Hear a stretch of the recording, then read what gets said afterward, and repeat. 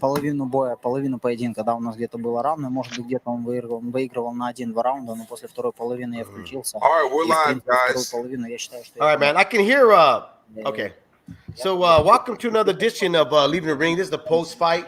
So, Lomachenko and Lopez, it just happened. If you guys missed it, you don't want to tune in and watch this because we're definitely going to talk about what happened just a few minutes ago here. I tell you what, guys, I thought it was a slow start of a fight, which I kind of anticipated that. I thought Lomachenko was going to take his time, figure out the kinks in Lopez, and then take over. Where Andre Ward had it a draw, I didn't really see that. And there were some kind of swing rounds in there, but I was still thinking that Lopez, in my opinion, was doing much more of the better body work in the round, okay? But as soon as Lomachenko started taking over, definitely you start seeing the tables starting to turn for him.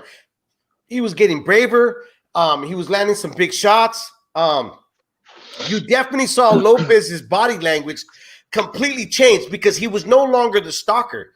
He was actually the guy that was backing up and looking for room to land some of his big shots, which he couldn't fight. I mean, which he couldn't find and stuff. Now, my only gripe is that, remember this, I was saying that this wasn't only a fight for the two fighters that stepped in tonight. This was a fight between the dads. I was much better. You know what I mean? Both the dads had to show how well they can adjust, what they can do, what their eye can see to make a fly adjustment right away, right? I thought that Lomachenko's dad did too much of a hang back too soon. I mean, too late. You know what I mean? It should have been after the fourth round, not the sixth round when he told his son, you need to start like stepping on the gas and stuff. I was very surprised, though. Let me tell you this. With the scorecards, Julie Letterman. That was crazy. I mean, your dad is a well-known goddamn judge, unofficial judge for HBO. How in the hell did you get that scorecard? I mean, were you even watching the fight? That was crazy, right? Yeah, I think Teofimo did more than enough to win, but that 119 was ridiculous. Yeah, I agree. I had it 116, 112, just like the first judge did. And then once I heard the 119, I said, "Oh, I don't even know what's going to happen here." Right? Yeah, I was thinking this, John, and Midnight Boxing here, man. It's we go way back. Actually, John's one of the first guys with blood that convinced me to start doing my own boxing videos at the time. When I kind of found when I discovered YouTube and stuff. So big shout out to John, man. I'm happy that you came on here with us and stuff. But I'm with you. When I heard that scorecard, dude, I immediately thought, oh, dude, they're gonna give it a Lomo. That's where it's gonna go. That was the route that I immediately thought. And then they gave it a Lopez. I was happy for the kid because my oldest son watched the fight with me, and I looked over and I go, "Who do you think won?" He goes, "Oh, I think Lopez won." I go, "I thought Lopez won too." My scorecard was 115, 113. You know, and but when I heard that right away, I was like, "Oh, they're gonna take it from the kid." But they gave it to Lopez, and that just kind of made me go like, "Holy shit! Wow, that's kind of surprising." No, once I heard the 119, I knew exactly who it was going to be for because there's no way Loma won anything 119. So yeah, but honestly, when the fight was over, especially at the end of the 12th round, when it was clear that kind of deciding round went to Lopez, I felt that Lopez did more than enough to win the fight. Like you, David, I think that Lomachenko decided to get into the fight like way too late. I think, you know, after the third round, he would have needed to start to pick it up, but he gave up too many of the early rounds and then obviously lost the 12th. And I got to give the kid credit. He did way more than I thought he was capable of. And if you want to give credit to his dad, then yeah, his dad did way more than I thought he was capable of as well. It was a very good fight, tactically for Lopez. And, you know, it's like that classic saying, you do everything behind the jab, and that really, really set the good tone for him. A lot of stuff happened today. Yeah, definitely.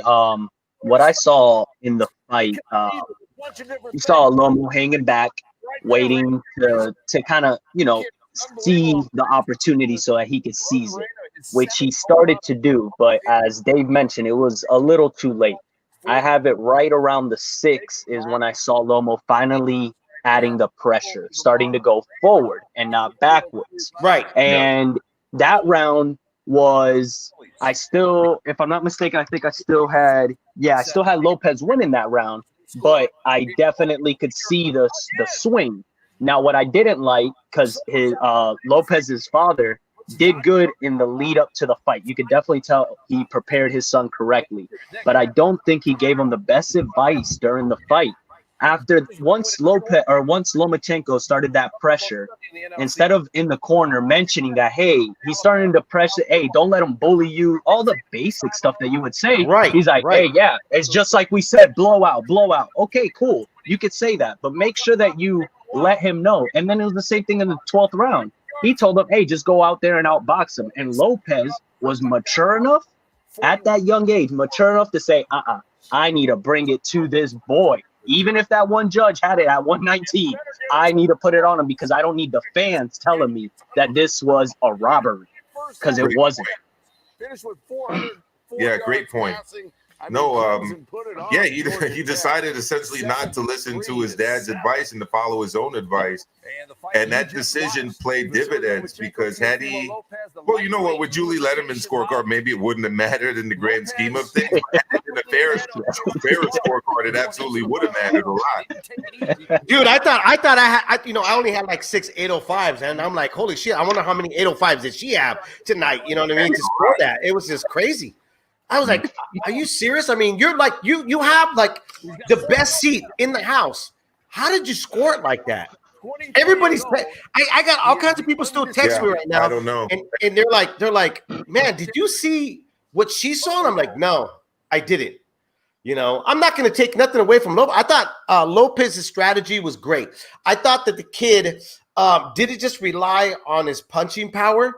He relied on boxing skills, which was something that we all were wondering, could he do, except for like G-Funk, Joe Habib, D-Style. Yeah, they were spot on. They said, no, man, I think he's got the boxing skills and everything. What I think that Lomachenko and his dad kind of banked on a little bit too much here, John from Midnight Boxing. I don't know if you saw this, but I thought they banked on the younger guy overusing his youth and that he was going to get burnt out. Now, it looked like that after the end round. It looked like it. Yeah. In the 10th round, especially 11th as well, but no, that but even when he did seem like he kind of gassed out, it wasn't like he got wild. Like, you know what I mean? Like it didn't look like he became an amateur fighter, which you would normally see, right? A guy just didn't know what to do. His punches were still short and sharp. The thing that I think that kind of effed him up a little bit was the headbutt. When I saw that, I was like, oh, dude, that's going to be – because he did look at the ref twice. He was like, hey, man, this guy's hitting me in the face.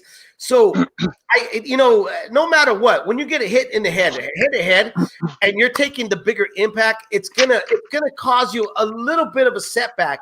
And I think that's why we started to see a little bit of Lopez kind of like reverting backwards. I think he needed to catch his bearings. Yeah.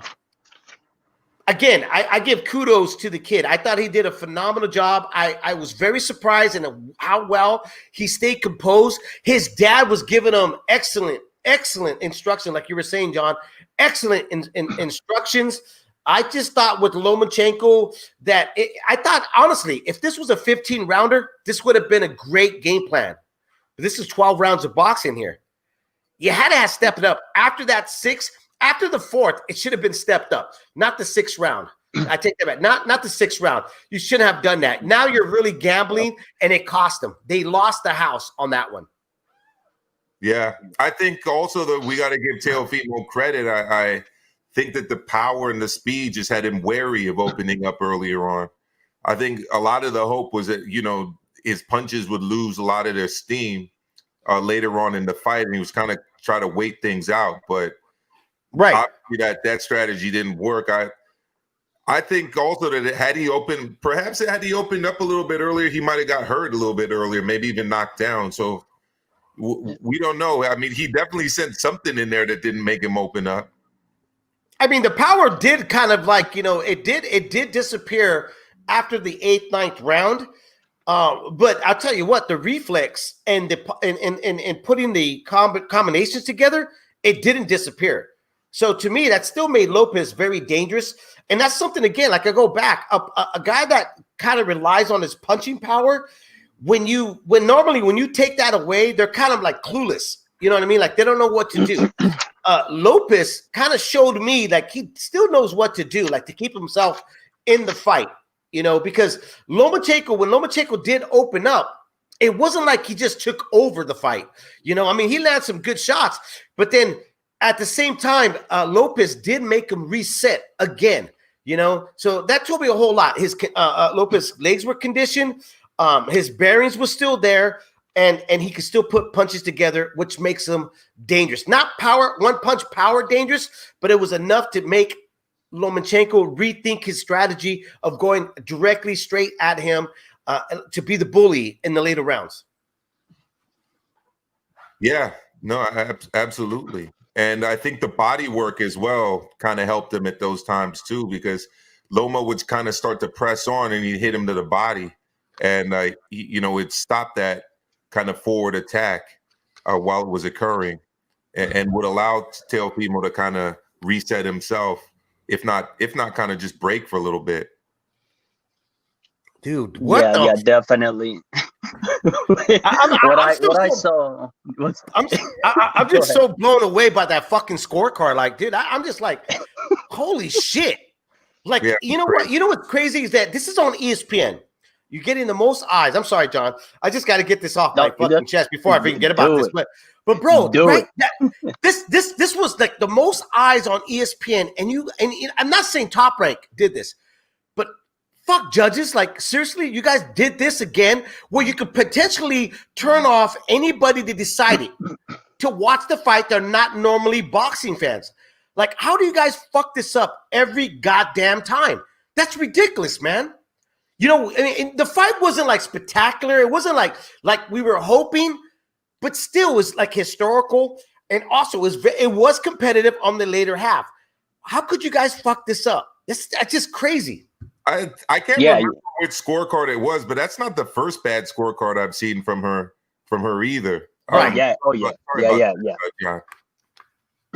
Yeah, definitely. I have seen that habit with her before. With what I noticed, I will say that ESPN did put on a really good event. It was very streamlined. There wasn't really too much BSing around. As soon as the 10 p.m. hit, you had the first match, a little break, second match, little break, and main event. I really liked how they just streamlined it, because if you're trying to get the casual fans, nobody likes to wait. Just give me the stuff. And they did. One thing that I felt that I noticed, I don't know if you guys did when I was listening to the commentary as I'm watching the fight, you could see the second round where Lopez was definitely working the body. You could definitely start to tell, okay, I think this is his game plan. It's throwing the jab out there, whether he hits him or not, just to keep him off rhythm. But it's definitely the body. And Loma did 2 nice counters. And that's all they replayed. That's all they talked about. Andre Ward gave the round to Loma, and I was like, okay, commentary's definitely leaning towards or at least Andre Ward is leaning towards a Loma victory, because even the closer rounds, or even the rounds that I felt that Lopez won pretty dang clearly, they just kept showing those Loma highlights, and these are things that will definitely, if you're trying to get the casual fans to trick them and have them believe that Loma did win the fight, because if you keep hearing, oh, Loma won the round, or Loma this, Loma, it does. If you're not really into the sport, you can be swayed, but it wasn't clear enough for it to be like that. So I see that as deterring. It'll deter fans away when they're like, I was watching this fight. What were they talking about? why did they keep saying that Loma was doing so great on 2 counter punches? Yeah, they were clean, of course, but that's also expected. But why are we not talking about how great Lopez is doing? It almost felt like only Timothy Bradley was on his side in a way. And then Andre Ward would definitely just keep jumping in. It almost felt like they were getting aggravated towards each other. And the fans hear that. And I just don't like that, because it's hard to keep those casuals, to turn them into hardcore, or at least to have them start shilling out their money to help the sport, when you got what it seems like the machine behind a fighter. And it's clearly, it is what it is. So I noticed that. I don't know if you guys noticed that. I noticed that as well. And it's interesting you say that, because before the fight, Bradley had picked Teofimo, and Ward had picked Lomachenko. Loma. Yeah, Loma. And it seemed like Ward was not willing to allow what was taking place in the ring to kind of sway him from how he thought the fight would go. He kept reminding us that this was all part of kind of Loma's plan, and that this is how he fights. And okay, yes, that's after true. 4 rounds. Yeah, I was thinking that too, but I was like, after 4 rounds, I'm like, bro, he's losing this fucking fight. There's I even said it on Twitter. I was like, social media. I'm like, he's got to get a knockdown or something. He's not going to win this goddamn fight, I just didn't. I never thought. Remember, I said this. I never thought Lomachenko had the power to stop Lopez. Not once. No. Yeah. No, you're right. And I was having the same conversation here at home. It was clear that the plan he had, which is the kind of usual way that he fights, was not going to work against someone who was bigger, stronger, faster than he was, and perhaps even in better shape. Because it takes a lot of conditioning to be able to do what Teo did. Even though it kind of seemed like he faded it towards the end of the fight, he caught his second win, and he finished very, very strong. That was a very, very comprehensive 12 rounds of boxing on his part.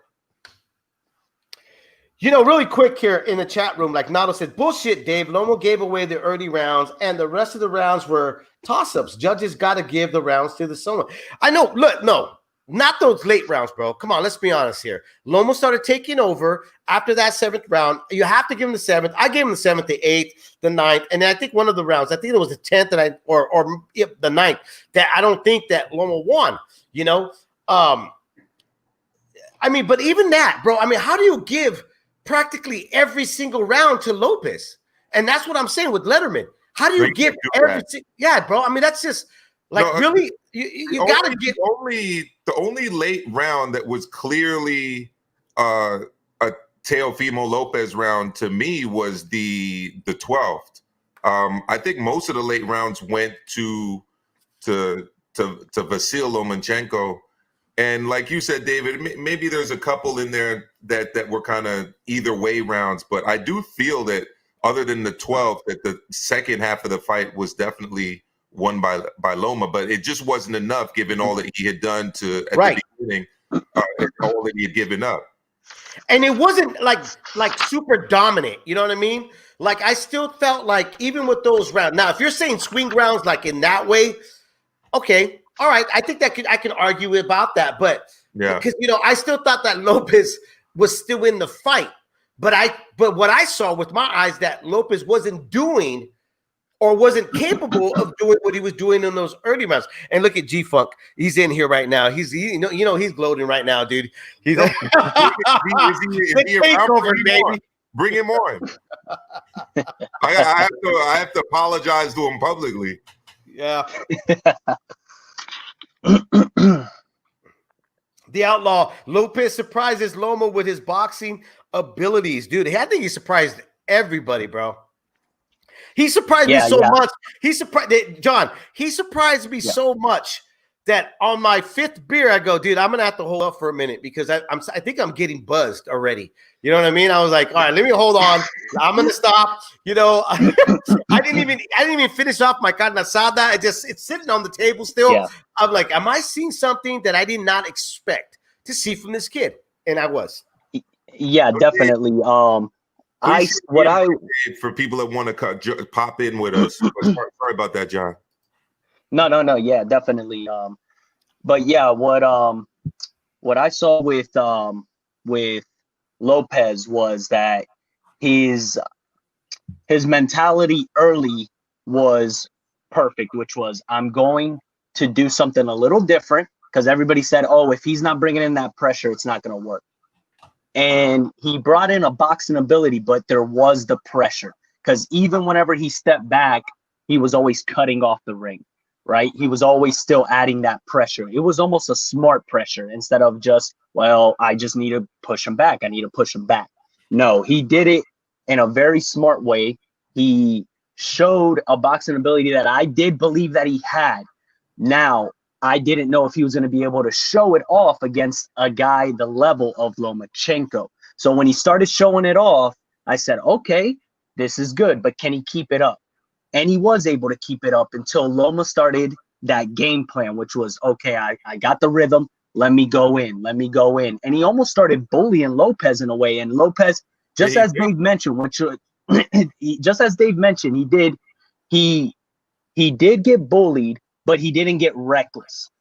He threw short, crisp punches, just enough to keep Lomo kind of away, but Lomo still kept that pressure, but enough to still respect him. And it was very smart by Lopez. It was almost like that amateur came into the back of his mind, which is, hey, I'm not doing good right now. Let me throw something, and which is smart. You don't just want to shill up, because then this guy's going to get in a crazy rhythm. And he had just enough pop to keep him at bay and start taking, I wouldn't say he took control back of the fight, but right on the 12th, he said, I'm going all out. I gotta kill this guy. Right. In a way. Outlaw in the chat room says, everyone said Lopez could only win with a KO, including myself. Lopez is the real deal. And you got to give him props, because it's absolutely true. I mean, his dad, as brass as they are vocally, to me, it was kind of a mirage, because they really made it seem like that's what they were gunning for. Like, that's what they relied on, the size, the power. And I said this numerous times. In my opinion, I thought that if Lopez only relied on that, he couldn't win this fight. And what you clearly saw in this fight is that's not what they relied on. They relied on a jab. They occasionally, which I love what Lopez was doing, he mixed it up. He threw uppercuts, even though Lomachenko wasn't there. And even Timothy Bradley, or it was either Andre Ward that said this, which I had said, he has to predict where Loma's going to be at. So that means just let your hands go. And that's exactly what he was doing in those rounds. Just a reminder to email leaveitinthering@gmail.com if you want to join us tonight to discuss the post-fight of tonight's fight between Vasyl Lomachenko and Teofimo Lopez, and share your thoughts with us. What do you guys think in terms of where these two fighters go from here? I mean, I guess it's back to the drawing board for Loma. You guys think he should go back to 130? No, I think what they're going to do, they're going to ask for a rematch. Lomachenko just walked out of the ring, which I thought was kind of poor sportsmanship and stuff for him to walk off. I think he was more upset about the scorecard. Yeah, probably. He was probably like, same thing, like, are you fucking kidding me? And he just walked off, you know. Hey, I did send you the link. Let me know if you got it or not. I'm showing that I did send it to you, but just double check. Hopefully he comes on and stuff. Outlaw, I give him props for being only 23 years old and taking on pound for pound fighter. Don't see anybody daring to be great like Lopez. Now, remember this, guys. 3 months ago, I said this. Lopez remind me of the Here We Come Up Fernando Vargas, challenging the best of the best in the divisions. Sometimes you get lucky, sometimes you don't. Fernando Vargas didn't get lucky because not only did he pick one of the best fighters, but he's a legendary fighter in Tito Trinidad, where Lopez got Lomachenko. Great job. I mean, that's what fighters are supposed to do. They're basically supposed to put their career on the line to see how good they are. It's a test to find out how great they are. You know, I get it. It's a prize fighting system. It's a business before it's a sport. That's one thing a lot of us fight fans kind of struggle with. You know what I mean? That this is a business before a sport. You know, you're always going to get fighters that are trying to finagle the most they can out of the sport so they can live fat. Can't hate on that. You know what I mean? That's what they do. But with Lopez and his dad, what I kind of appreciate, even Lomachenko and his dad, because they did it too, is that they understood that the more they put themselves out there, the more challenges, the more people will be intrigued and want to come and see them. Yeah. So you got to give them kudos for that, man. Yeah, we do. So we've got Nando here on the line. I'm going to bring him into the show. Nando, you there? What's up, Milk? Nando, how you doing? I'm good. How are you doing, bro? Good, brother. I got to put my mask on. I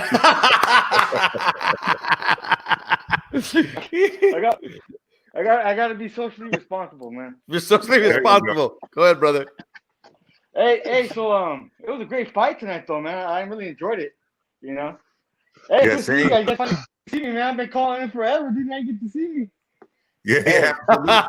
That's true, bro.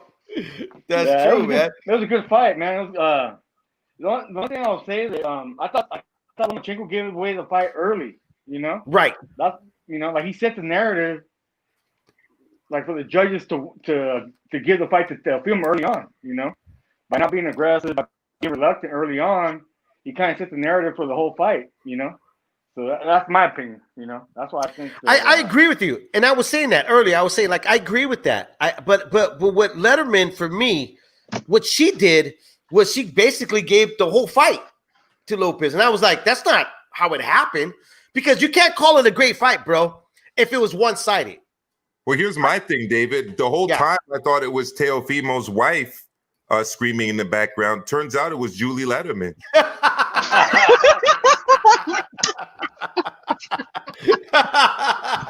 let me tell you something, Jim. I got Teofimo in my hand by 10 rounds to 2.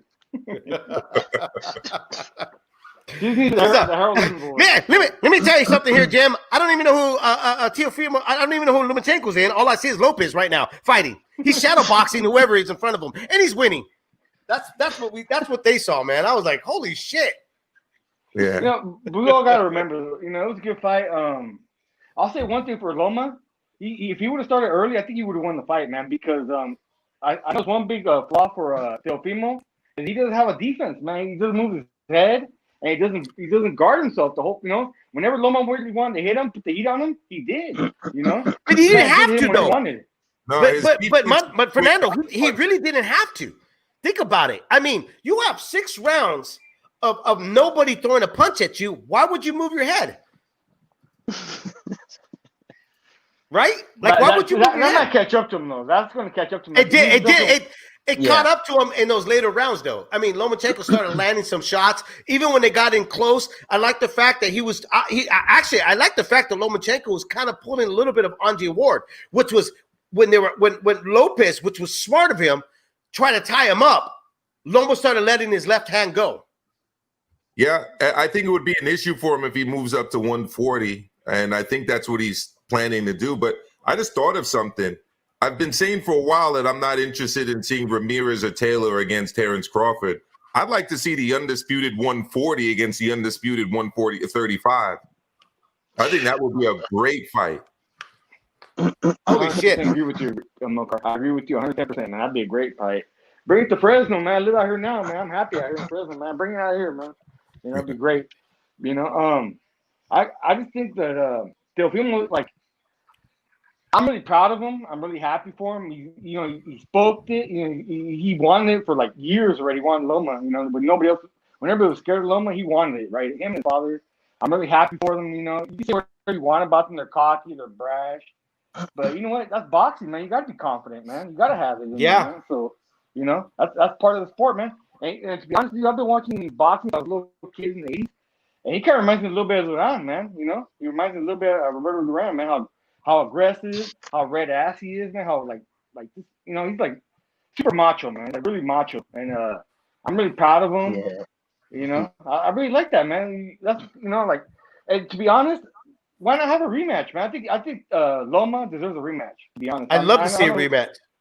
Right, Yeah. I would like to see Loma start a little bit earlier. Like maybe be more aggressive. He was too cocky, man. He was.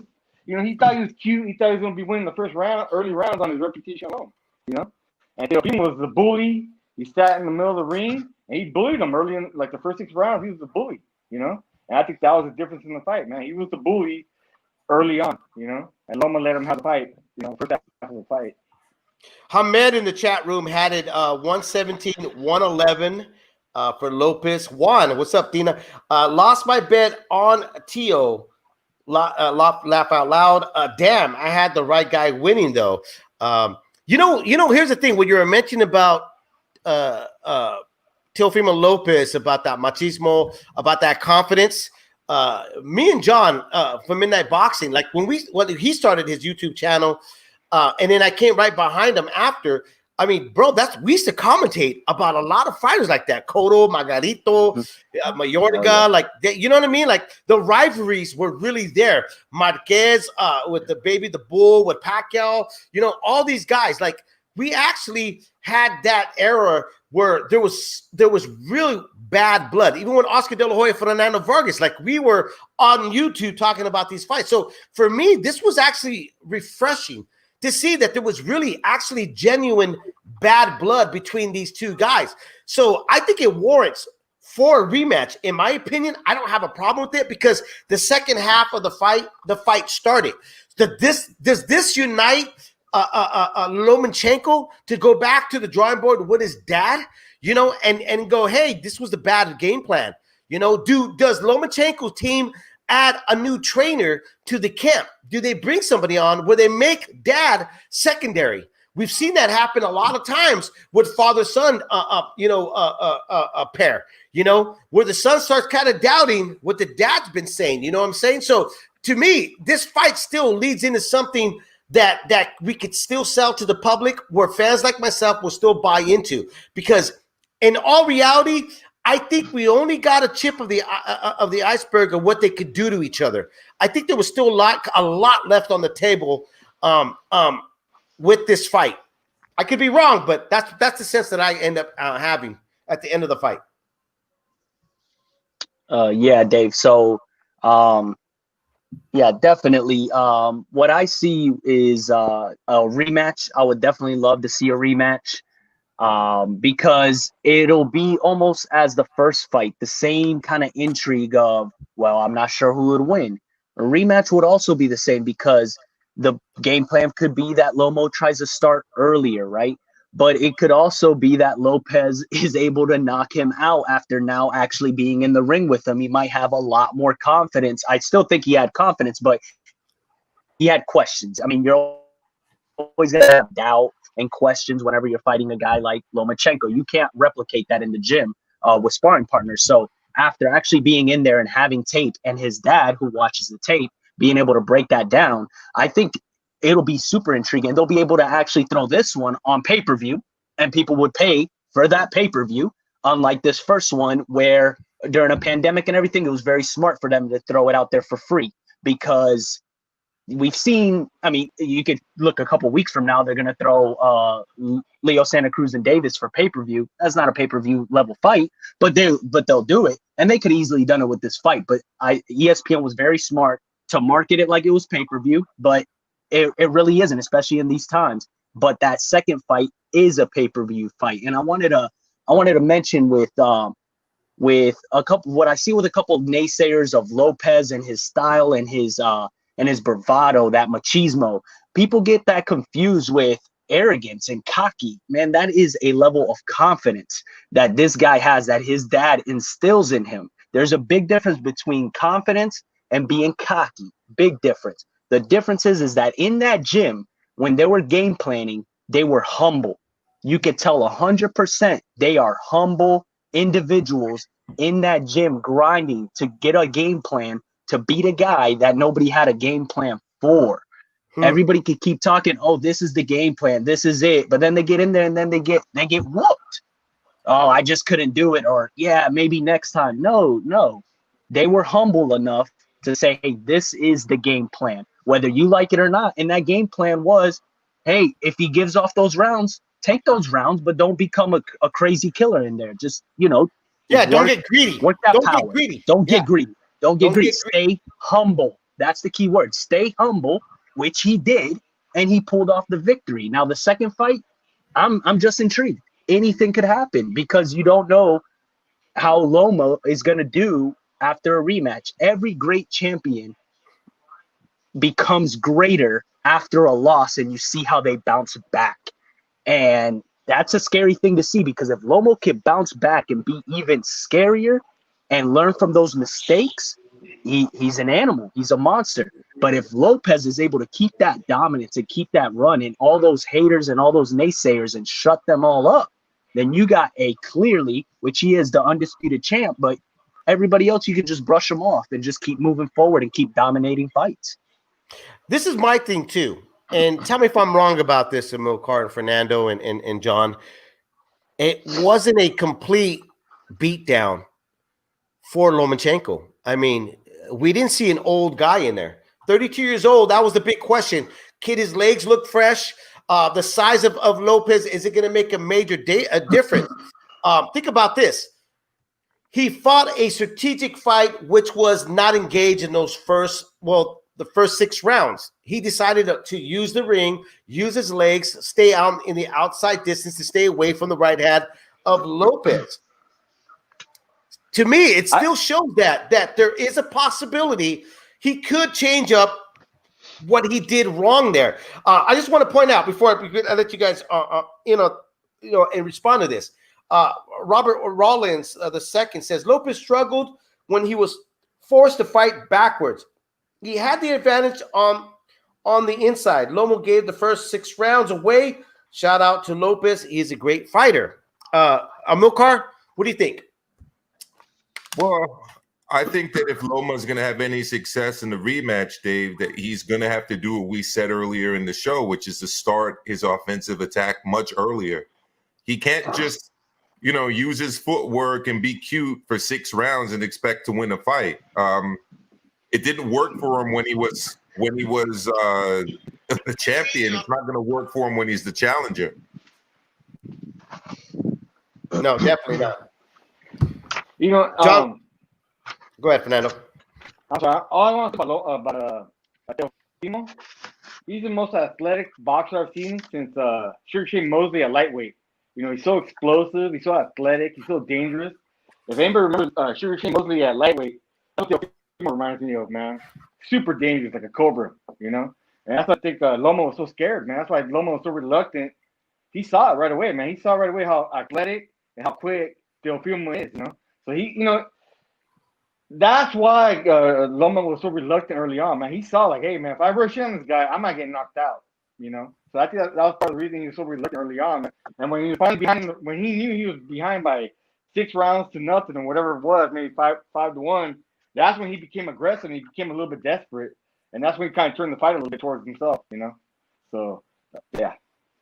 So like Juan here in the chat room really quick, Loma just felt Timo's power and stayed hesitant to the entire fight. Loved rounds 8 and 12. Hopefully the rematch will be a good one. Easy, a pay-per-view caliber fight, type fight in the summer of 2021. Now, Amilcar, you were the one that said that this was not a pay-per-view fight that just happened here on ESPN.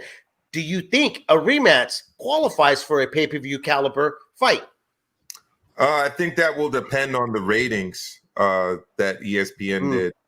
I was sitting at home with my lady watching the fight, and she mentioned that, most of these commercials were like infomercials about all kind of like crap-ass products and stuff. Like the commercials that we're selling were like very different than the commercials you'd see in like the NBA playoffs or like, a football game. I don't really think they were charging too much money for those commercials. I mean, they were selling pots and pans and all types of like junk you'd normally see at like 10 a.m. on Sunday being sold. You know what I mean? On like an Wait, it reminded me I had to wash the dishes before my old lady starts yelling at me and stuff. You know, I don't know about you, but I appreciate those commercials.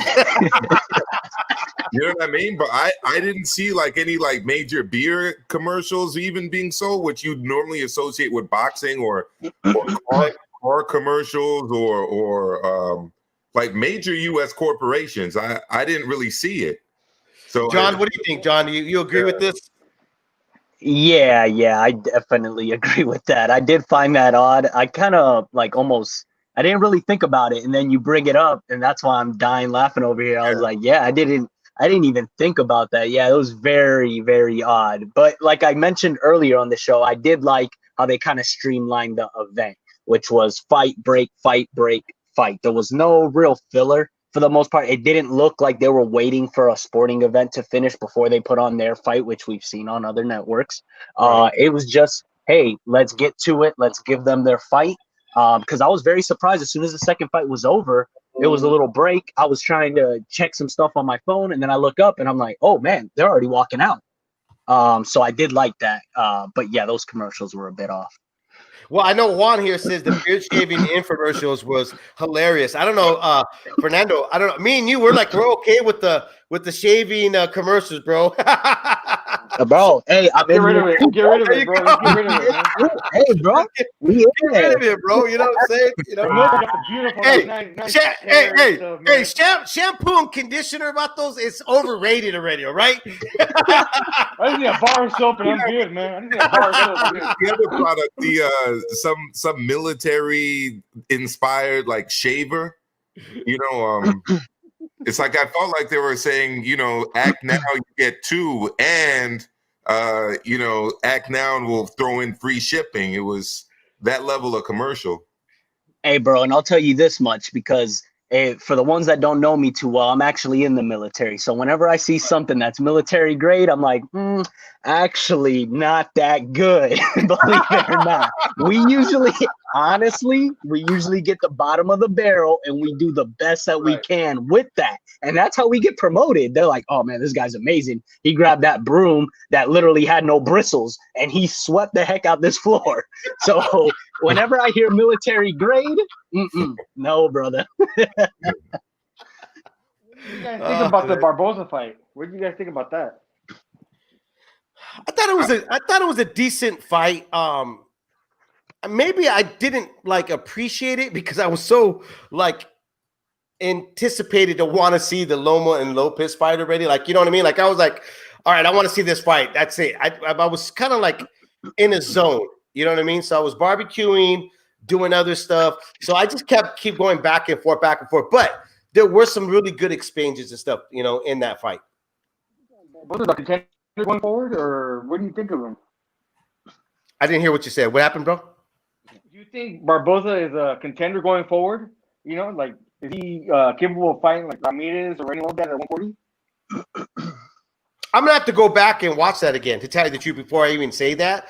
You know, but what I saw of him, I mean, here's the thing. There's the thing about Ramirez out of Fresno, California. To me, he's still a guy that's. I don't think he's like top to ceiling. I think he keeps improving, man. I think he's getting better and better and better. I know the last fight with Victor Postal, like that was the biggest criticism and stuff like that of him. But I still see the guy, you know, getting stronger. You know, styles make fights, and I think the right guy that's in front of him, you're gonna see what he's capable of doing and stuff. You know, so. I don't know, man. I mean, Ramirez to me right now, it's probably like the A grade of everybody at the moment, like with Josh Taylor. You know, they're like the A grade of the moment for me. It's going to be very tough to pick against them, in my opinion. Lightweight or move up to 140? What do you guys want? For Teofimo Lopez? Yeah, bro, do you want to move to 140 or? I'd like to see him against Haney. I don't know if that's going to happen though. At 135, I think that would be a pretty good fight. And just for the fun of it, I wouldn't even mind seeing him with Ryan Garcia if he can get past Luke Campbell. You know, I'd also like to just see the build up to that fight. I think that build up would be pretty interesting and entertaining as well. I don't honestly. Yeah, I yeah. don't. I think he needs to stay at 135. I think there's fights there for him, just like what you mentioned right now, Milcar. But I don't think his body is going to be so acceptive of staying at 135. And his dad and them already been talking about moving 140. I mean, his dad in an interview. What is the Fighter's Voice? I believe it was. I want to give him a shout out of Fresno, California. También, he's a homeboy out of there. He did an interview with Teofimo Lopez Sr. and this was at the Wilder and Fury rematch, and they had already said once we fight Lomachenko and we do what we're going to do with him, we want to move up. We're looking at Jose Ramirez next. I mean, if that's the case, because I mean, so far they haven't showed that they're not true to their word, right? If that's the case, that's going to be a good fucking fight if he does do that. It's a different ball game for me. Even 5 pounds. A lot of folks always say like 5 pounds and up. It is a big difference. You're fighting bigger guys. Yeah. For Loma, is there a rematch clause? Does he have a rematch clause? That's a good question, bro. I don't think so. But being the fact that a lot of times you only see rematch clause when it's two different promoters. When it's within the in-house promoter, they don't really do a whole lot of that unless the fighter and the manager requests that. So I don't see, like it doesn't really matter because it's a fight they can make happen again, But it goes back like what Milcar had just mentioned about the numbers. Let's see how the numbers turn out, to kind of give that narrative if it's going to go on to a rematch, if they're going to go that route. Because if the numbers are not there, Top Rank could look at, if we're not going to get Ramirez and Taylor, before Ramirez moves up to fight Crawford, let's give him Lopez and Ramirez. That would be another big fight for the Top Rank promotional group. Because you got to remember, they always keep it in-house. They don't never outsource unless they exhaust everything that they have available to them. Yeah. I wanted to segue with you were saying the numbers. I wanted to go back to one of the older comments we got from Juan Tena. He was saying that he lost his bet on Teo, but he had the right guy winning. So right. I could talk a little bit about betting and whatnot because I actually put bets on the line yesterday because wow. I had a feeling that the line would move closer as the fight approaches, which it did. And they mentioned that in commentary. They said, hey, Loma's still the favorite, but big money started swinging in towards Lopez, mainly on the KO side. But kind of the sharks were waiting at the end to drop that big money before the line got closer. So I'm glad I got in yesterday. So what I did because he picked the right guy to win, but he lost money. So I'm assuming that he went for the KO, which is fine. So I also did the same thing. I put money down on KO, right, which was a plus 550 for Lopez. I also put $100 there because that was the max that it allowed me to do on that website. So I put $100 down on that. The only reason I bet on this is because it was very favorable. It's almost the odds just didn't seem right. Even though I felt that I thought Lopez had a great chance of winning. I did think that Loma should have been the favorite, but it was just so wide that I was like, hey, I need to put some money down because if I lose some, I wouldn't lose that much because I also moved money over towards Loma as well. So that if I did lose money betting heavy on Lopez, it would counterbalance. And what I did was I put money on KO, which was plus 550. I put money also on decision for Lopez, which was a plus 900, which all I did was put $100 there, right? So meaning I would make back $900, which is what I won. That's what I ended up winning. But I put KO, which was plus 550, so I would have made back, I think it was around 2,000 or something like that. But then I also put $50, only 50 on each round by KO for Lopez because there were plus 5,000, plus 10,000, plus 6,000. So if I would have got the KO on any of the rounds, I would have got about $4,000, right? And then maybe the extra KO bonus. But if I got the decision, I would have still made my money, which is $900. And if I would have lost and Loma won, instead of losing what I bet, which was $500, I would have lost $250 instead of, like, oh, well, I just lost. It's like, no, well, I'm not just going to lose. Let me move some money over to Loma as well. So that's just a little tip for Juan Tena, because the odds were just so favorable. You got to be able to kind of break it down. And on a lot of these, you're able to put the money down. You're able to see what you could win potentials and then what can counterbalance. So this fight was perfect to counterbalance that. So once I saw that boxing, like he just started boxing, I said, okay, it looks like I could win a decision here. And if I win a decision, I'm still in the good. If he were to pull out the knockout, then, hey, I'm going crazy because I just made so much money. But even, I mean, let's keep it humble. $900 is $900. I'm excited. Right. Just to point out, too, really quick, Juan Tena, is that John didn't bet in a military base betting site. Just to make clear, you know what I mean? It was he made sure he went to a real betting site, okay? Just to get that out there. There was bristles on that broom when he did all that here. Again, man, it was great having everybody on here. I think we're all talked out of ourselves about this fight. We're going to be on Monday again. I'm pretty sure we're going to come up with plenty of other things to talk about. Early in the morning, go over social media. I know you guys are going to send a lot of emails to the Leave the Ring account, and I will go over all of that there. So we'll have enough to talk about. Again, I'm going to invite John Midnight Boxing to be with us on Monday if he can, or anybody else that wants to join us on Monday. Amilcar will put up the link and everything else when it gets close to Monday at 5 p.m. Pacific time, 8 p.m. Eastern time here on Leave the Ring. It was a lot of fun. Still a great fight. I think we had 6 rounds of good exchanges between Teofimo Lopez and Lomachenko. Big shout out and kudos to the kid, Junior, who went out there and didn't end up beating Fernando Vargas. He actually surpassed Fernando Vargas on the Here We Come Up because he did exactly what he said. And he actually picked a fight that he knew, well, not knew, but, thought, hey, this is a fight that I can win, and I'm going to prove it to the world. And he did it. So you got to give the kid props because like Fernando said and a lot of other guys, and even including myself, if he could do this, bro, this is what fighters are supposed to do. Put your career on the line. I know you're a prize fighter, but at the same time, you want to be noted as one of the greats in the book of legacies. Not money-wise. We will remember you on how much money you made. We'll remember you on the fights that you did and won or got close to winning and stuff here on Leaving the Ring. Again, guys, have a great night, man. Talk to you guys Monday, man. Sounds good. Thanks, Fernando. Thanks, John. Thank you, Appreciate the invite. John. All right. Take care. Bye.